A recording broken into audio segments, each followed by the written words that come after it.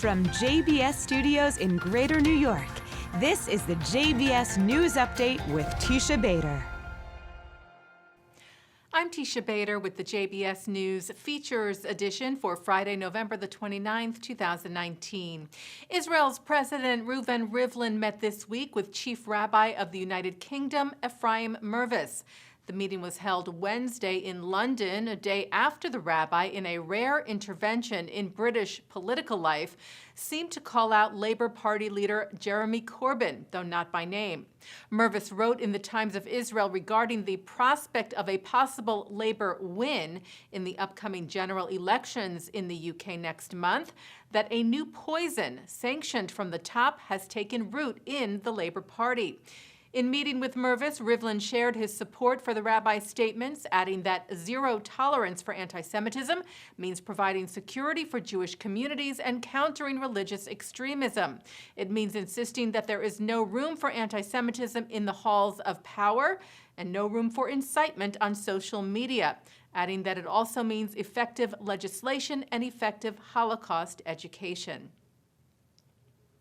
An association of over 1,000 American Orthodox rabbis has strongly criticized a letter sent by a group of 107 Democratic members of the House of Representatives this week against the U.S. policy reversal that declared the settlements not in violation of international law.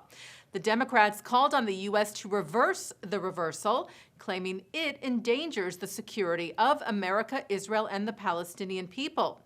The Coalition for Jewish Values rejected the Democrats' letter, its usage of the term occupation, and claims about violations of the Fourth Geneva Convention, which the rabbis say does not apply, telling the Democrats it is regrettable that you signed a letter that undermines America's most steadfast ally, a country which has always sought peace. We must ask that your letter be withdrawn in its current form, as it could do great harm to Israel's security and sovereignty and injures rather than enhances the likelihood of establishing a just and lasting peace. Israel sent a rescue team to Albania this week after a devastating earthquake suffered by the country on Monday that left at least 26 people dead. The 6.4 magnitude quake was felt across the southern Balkans. Australian Prime Minister Scott Morrison received the Jerusalem Prize last week from the Zionist Federation of Australia, the Zionist Council of New South Wales, and the World Zionist Organization. The prize is awarded for strengthening Australia-Israel relations, and Morrison was honored for standing up for Israel, in particular at the United Nations.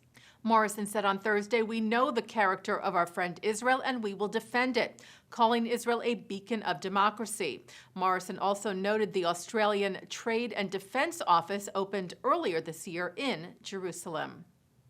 And El Al announced that it will test out direct flights from Tel Aviv's Ben Gurion Airport to Melbourne, Australia next year.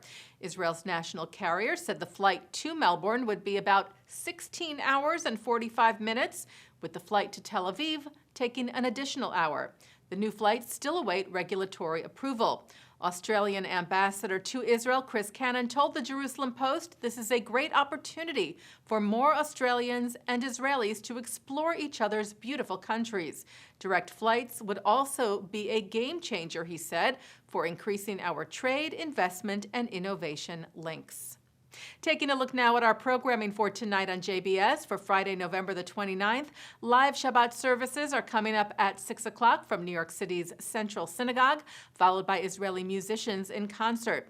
At 8, historian Simon Shama speaks at the 92nd Street Y. At 9, it's the film Apollonia, and then it's a celebration of Israel, followed by Musica.